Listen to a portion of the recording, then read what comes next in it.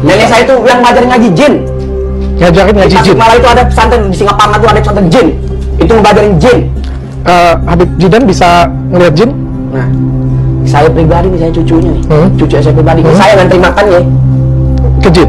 Ya, tanya ke jin. Islam sendiri ini, dari agama saya sendiri, dalam Islam menyatakan jika ada seseorang yang mengaku bisa melihat jin atau hal goib secara bentuk aslinya, maka bisa dipastikan dia keluar dari Islam. Syahadatnya harus dipertanyakan lagi, gitu. Bahkan setegas itu, mau kiai, mau ustadz atau siapapun itu yang ngaku bisa ngelihat jin, itu syahadatnya perlu dipertanyakan. Tapi ini paling laris manis di Indonesia. Ya karena gampang, saya juga buat acaranya. Sekali lagi, Allah ini maha adil.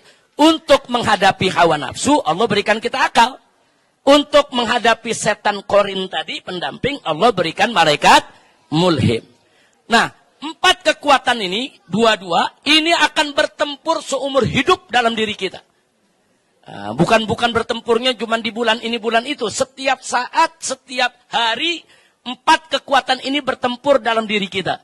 Kalau akal dan malaikat yang menang, kita jadi orang baik. Kalau nafsu dan setan yang menang, kita akan jadi orang yang tidak baik. Na'udzubillah min dzalik. Nah sekarang pertanyaannya bagaimana caranya supaya akal dan malaikat menang? Sebab ini kekuatannya sama-sama kuat. Nafsu itu kalau udah bertempur, dia nggak pernah mundur. Kalau udah maunya. Dia alot. Begitu juga setan. Setan nggak pernah. Kalau ngegoda manusia udah nggak ada tidurnya. 24 jam kita digoda terus. Jadi yang kita lawan ini bukan sembarang kekuatan. Jadi kekuatan yang begitu dahsyat. Jadi kalau cuma ngandelin akal sama kekuatan malaikat saja, dia khawatirkan kita nggak bisa menang. Ini pertarungan. Nah, bagaimana supaya akal kita bisa memenangkan pertempuran? Nah, maka untuk memenangkan pertempuran diantaranya, 1, kita bekali kita punya akal dengan amal soleh. Oh gitu. Lantas bagaimana kalau seandainya saya ini udah beberapa kali lihat jin? Makanya. Nih, kakek saya kawinnya sama jin. Kakek lu kawin sama jin? Iya, nikah sama jin kakek saya. Kakek lu beneran? Demi Allah. Berarti lu pernah lihat jin dong? Gue pernah lihat jin. Demi Allah, demi Rasul. Baru-baru ini gue pernah lihat jin. Setan kuntilanak gue pernah lihat. Gue sering lihat. Artinya di sini kalau seandainya ini tidak dibenarkan, loh apa yang gue lihat kemarin? Bentuknya pun bisa gue gambar kok. Kakek lu nikah sama jin? Iya. Tanya aja orang kampung gue, kakek gue nikah sama jin, istrinya ada. Guru ngajinya jin lagi. Fotonya ada? Halo Sobat Fakta, Bang Pin. Ketemu lagi dengan Bang Pin yang terus mengabarkan fakta viral seputar selebritas tanah air yang terus saja bikin berita. Dan dengan berita mereka tetap eksis di ranah media. Kontroversi soal perdukunan makin meluas dan makin melibatkan banyak pihak. Termasuk juga ada seorang Habib Jindan namanya, yang ngaku cucu Mbah Priuk, juga buka suara soal perdukunan ini dan menentang Marcel Radival. Tak pelak juga pengacaranya Firdaus Oiwobo yang juga mengaku tahu hal-hal gaib, terutama dia mengaku keturunan jin juga, keturunan kakeknya pernah nikah sama jin.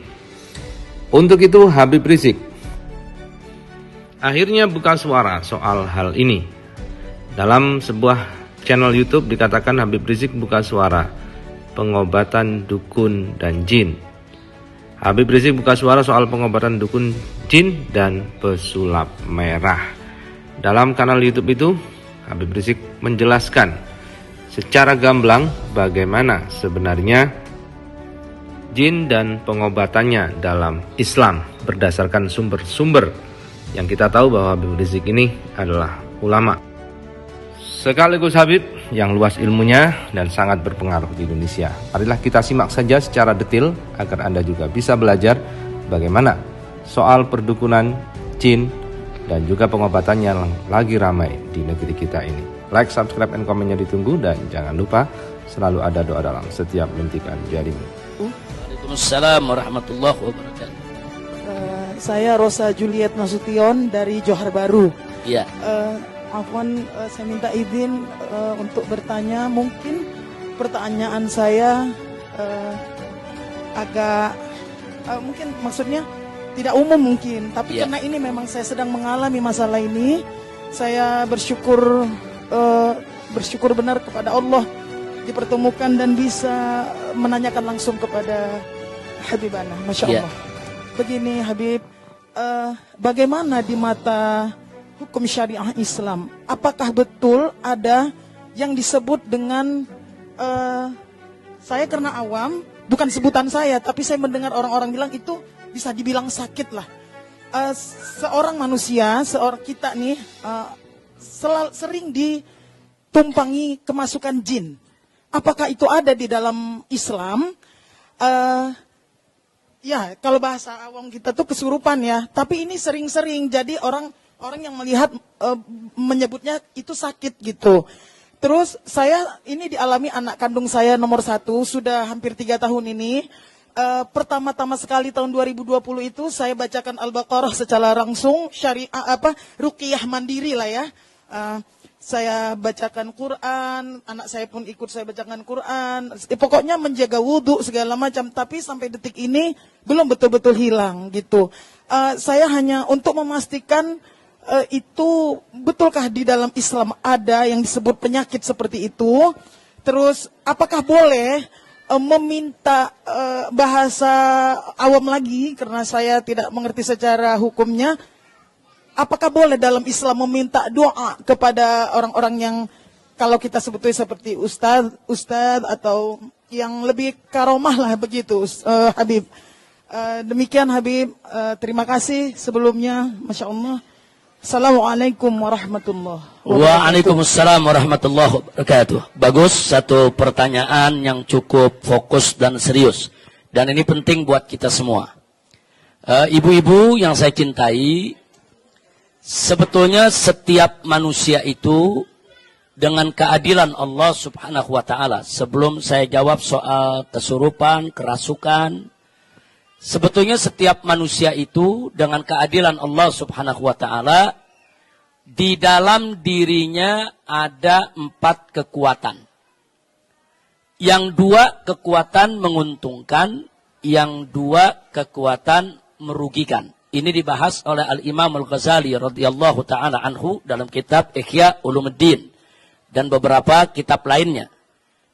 2 kekuatan yang menguntungkan itu adalah pertama al-aqlu, akal.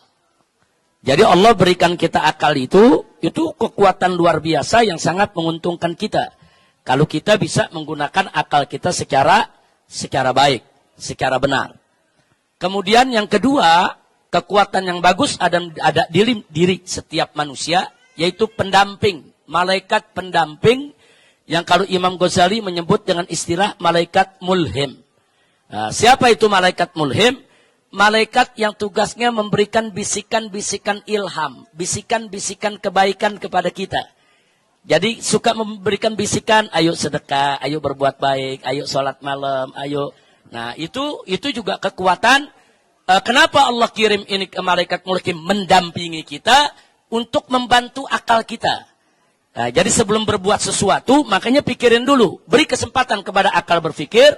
Nanti akal dibantu dengan bisikan-bisikan ilham dari malaikat yang ditugaskan Allah. Insya Allah kita tidak sembarangan berbuat. Nah, itu 2 kekuatan yang positif. 2 kekuatan lagi kebalikannya, yang negatif. Yang pertama adalah kekuatan an-nafs, kekuatan hawa nafsu, syahwat. Nah, itu ada di dalam diri kita. Nah, syahwat ini, nafsu ini, hawa nafsu ini, itu sifat dasarnya adalah ammaratum bisu. Selalu menyuruh berbuat yang jelek. Nah, nafsu itu selalu, yang namanya nafsu, itu sifat dasarnya, kalau orang kita nih bilang tabiatnya, itu selalu mengajak berbuat buruk, berbuat yang tidak baik. Nah, nafsu ini dibantu oleh setan pendamping, qarin. Nah, biasanya disebut qarin. Itu namanya setan pendamping. Setan pendamping ini yang menghembus-hembuskan, memberikan bisikan kejelekan. Untuk memberi semangat kepada hawa nafsu agar berbuat sesuai dengan keinginan syahwatnya. Nah, ini kalau kita ikuti, rusak kita punya kehidupan. Nah, jadi sekali lagi, Allah ini maha adil. Untuk menghadapi hawa nafsu, Allah berikan kita akal. Untuk menghadapi setan qarin tadi, pendamping, Allah berikan malaikat mulhim. Nah, 4 kekuatan ini, dua-dua, ini akan bertempur seumur hidup dalam diri kita. Nah, bukan bertempurnya cuma di bulan ini, bulan itu. Setiap saat, setiap hari, 4 kekuatan ini bertempur dalam diri kita. Kalau akal dan malaikat yang menang, kita jadi orang baik. Kalau nafsu dan setan yang menang, kita akan jadi orang yang tidak baik. Na'udzubillah min dzalik. Nah sekarang pertanyaannya bagaimana caranya supaya akal dan malaikat menang? Sebab ini kekuatannya sama-sama kuat. Nafsu itu kalau udah bertempur, dia nggak pernah mundur. Kalau udah maunya. Dia alot. Begitu juga setan. Setan nggak pernah, kalau ngegoda manusia udah nggak ada tidurnya. 24 jam kita digoda terus. Jadi yang kita lawan ini bukan sembarang kekuatan. Jadi kekuatan yang begitu dahsyat. Jadi kalau cuma ngandelin akal sama kekuatan malaikat saja, dia khawatirkan kita nggak bisa menang. Ini pertarungan. Nah, bagaimana supaya akal kita bisa memenangkan pertempuran? Nah, maka untuk memenangkan pertempuran diantaranya, satu, kita bekali kita punya akal dengan amal soleh. Dengan amal soleh. Kalau kita melakukan amal soleh, kita sholat, kita puasa, kita zakat, kita melakukan amal soleh, itu merupakan amunisi, gizi. Nah, supaya akal kita semakin kuat. Yang kedua, kita bekali akal kita dengan ilmu. Akal tanpa ilmu nanti bisa berpikir liar. Makanya ibu jangan kaget. Kadang-kadang ada orang gelarnya sederet. Profesor, doktor, LC, MA, MPD, dan lain sebagainya. Tapi bodohnya nggak kira-kira. Artinya bodohnya nggak kira-kira. Kadang-kadang gelarnya sederet. Tapi dia hina Islam. Dia hina syariat. Dia hina Nabi. Padahal gelarnya sederet. Padahal dia kalau bicara akal, dia orang pintar. Bukan orang bodoh. Saudara. Dia orang pintar tapi dia bukan orang bodoh. Ya, dia ada ilmu tapi ilmunya nggak manfaat. Nah, kenapa?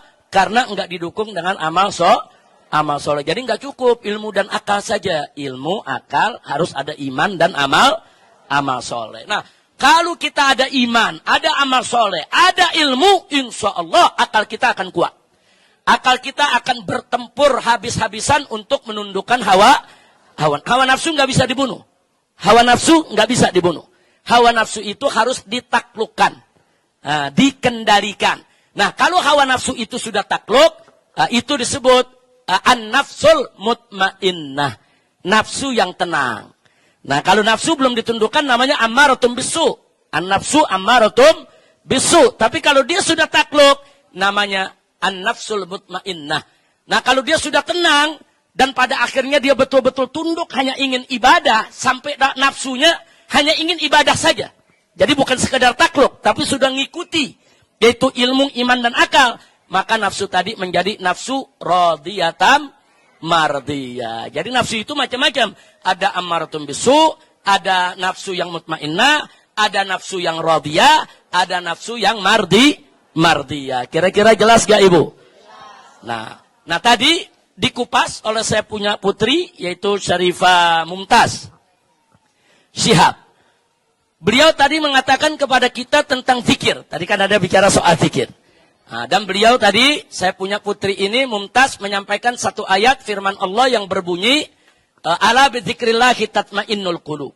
Nah, jadi ingat, bahwa zikir kepada Allah itu bisa menenangkan hati.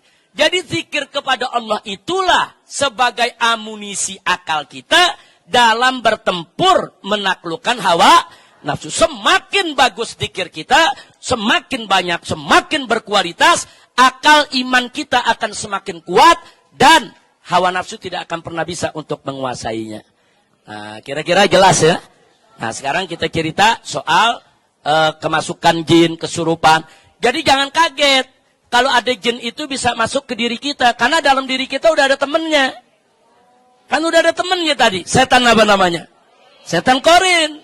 Saudara, jangan kaget kalau ada jin dari luar mau masuk ke dalam tubuh kita. Kalau setan korinnya kuat menguasai kita.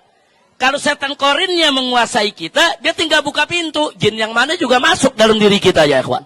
Na'udzubillah min dzalik. Maka itu jangan buat setan korin ini punya pintu untuk mengundang jin lain menguasai diri kita. Nah, makanya kalau kita nggak meninggalkan sholat 5 waktu, zikir kita kuat, kita baca rotib, baca hizib, baca wirid, insya Allah tidak akan kesurupan tidak akan kerasukan, tidak akan kemasukan jin yang lain manapun. Sebab jin akan merasa kepanasan manakala masuk ke dalam tubuh kita, sementara diri kita banyak berzikir, banyak wirid, dan nggak pernah meninggalkan sholat. Kira-kira jelas Ibu ya? Dan Ibu tadi sudah betul. Kalau ada keluarga kita yang kelihatannya berbeda, seperti dianggap kemasukan jin atau kesurupan, sudah betul. Ruqyah, yaitu dengan membacakan ayat-ayat suci Al-Quran. Ada ayat-ayatnya, ada bagian dari surat Al-Baqarah, ada bagian dari surat Al-Jin, ada bagian dari surat-surat lain. Dibacakan. Itu cara Ibu sudah betul. Hanya saja kalau Ibu merasa meruqyah anak Ibu tidak berhasil, cari orang yang pandai ruqyah yang bisa berhasil. Biasanya ahli-ahli ruqyah yang kita cari yang akhlaknya bagus. Bukan sekedar dia bisa baca aja, bukan. Maaf, ahli ruqyah kalau nggak bertakwa kepada Allah, nanti bisa juga ngambil kesempatan dalam kesempitan. Nah, itu yang kita mesti waspada. Cari ustadz atau ustazah yang baik, yang akhlaknya bagus, yang memang dia tahu cara meruqyah. Kita utus anak kita untuk diruqyah oleh yang bersangkutan. Boleh. Jadi ilmu ruqyah itu adalah ilmu yang diajarkan oleh Nabi kita Sayyiduna Muhammad Sallallahu Alaihi Wasallam. Nah sekarang pertanyaannya, bagaimana kalau kita minta doa kepada habaib, kepada kiai, kepada ustadz? Boleh, itu ajaran Nabi. Jangankan kita Bu ya, Nabi alaihi salatu wassalam, suatu ketika Sayyidina Umar Ibn Khattab radhiyallahu ta'ala anhu pengen menunaikan ibadah umrah. Nah, saat itu Nabi nggak pergi umrah, Sayyidina Umar yang mau umrah. Apa kata Nabi kepada Sayyidina Umar? Nabi mengatakan kepada Sayyidina Umar, la tansani fid du'a ya ukhayya. Jangan kau lupakan aku dalam doamu, wahai Umar. Subhanallah. Wahai saudaraku Umar, jangan kau lupakan aku dalam doamu. Padahal kan Nabi nggak butuh doa dari sahabatnya, Nabi nggak butuh doa dari umatnya. Nabi udah dapat limpahan rahmat luar biasa dari Allah. Tapi kenapa Nabi masih nitip doa? Jangan lupa. Ingat-ingat kita dalam doa ente.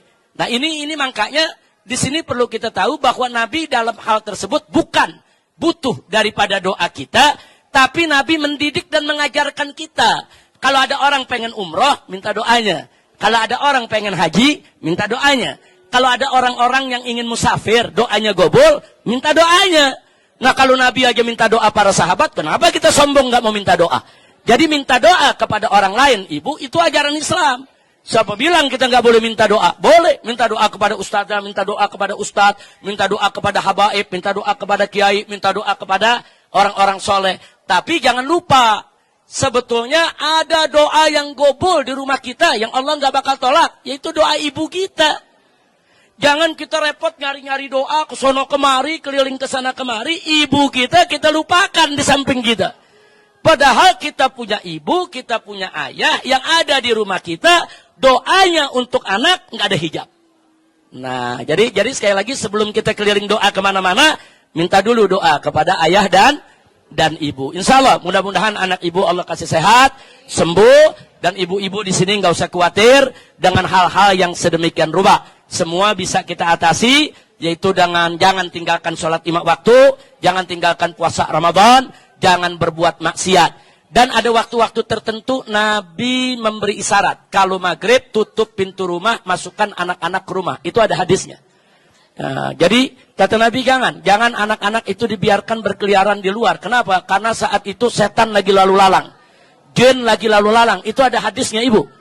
Nah jadi kalau anak-anak yang suka keluar maghrib main, ya hati-hati aja. Kalau dia kesambet, dia sawan, dia kesurupan, ya pantas saja. Karena nggak melaksanakan ajaran ibu. Pokoknya kalau udah azan maghrib, masukin itu anak cucu semua ke dalam rumah. Udah jangan ada yang keluar. Tutup pintu rumah, suruh dia sholat maghrib, suruh dia ratiban, suruh baca Quran, paling enggak sampai isya. Nanti maghrib sampai isya, TV, radio, apa semua matiin. Jangan ada yang berbunyi. Dulu di Jakarta begitu Bu. Dulu zaman saya kecil aja nih, kalau udah maghrib di dalam rumah, itu tiap rumah yang kedengeran orang ngaji.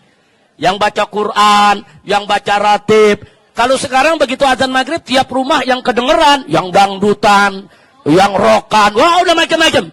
Nah ini mesti kita rubah. Jadi maghrib tutup, tunjukkan ciri kita sebagai masyarakat Islam. Masyarakat Islam itu bagaimana? Oh maghrib sholat, kunci pintu, masukin anak-anak kecil. Jangan sampai anak kita kena gangguan setan atau jin yang ada di luar rumah ketika itu. Ini Nabi yang ngajarkan, suruh masuk itu anak-anak ke dalam rumah. Nah, karena itu ibu jangan dikit-dikit kalau kita ngomong begitu orang tua, wah itu tahayul, wah itu khurafat. Enggak, ada hadisnya. Kalau anak kecil disuruh masukkan setiap maghrib. Kira-kira jelas ibu ya? Mudah-mudahan kita semua, ibu-ibu, putra-putrinya semua dijaga oleh Allah. Dijauhkan dari iblis yang terkutuk. Dijauhkan dari gangguan setan, gangguan jin. Dan dijauhkan dari gangguan ain. Ibu, di dalam hadis itu ada yang namanya gangguan ain. Ain itu, penyakit ain itu, makanya kalau ibu punya anak, atau cucu yang lucu, yang bagus, jangan terlalu sering dipertontonkan depan orang. Hati-hati, nanti ada orang punya kekuatan mata yang bagaimana, itu bisa menimbulkan penyakit di anak kita. Nah kemudian, kalau anak-anak kita dipuji orang, anaknya bagus, cucunya pintar, jangan lupa katakan Masya Allah. Nah, katakan Masya Allah. Supaya apa? Masya Allah itu untuk mencegah. Jangan sampai anak kita kena omongan orang. Itu akhlak Islam. Nanti insya Allah di majelis ini kita tunjukkan bagaimana akhlak-akhlak Islam itu yang seperti tadi, yang orang pikir itu bid'ah khurafat. Ternyata ada dalilnya dari Nabi kita Sayyiduna Muhammad Sallallahu Alaihi Wasallam. Jelas ibu ya? Baik, saya pikir cukup karena sudah mau masuk waktu asar. Sudah masuk waktu.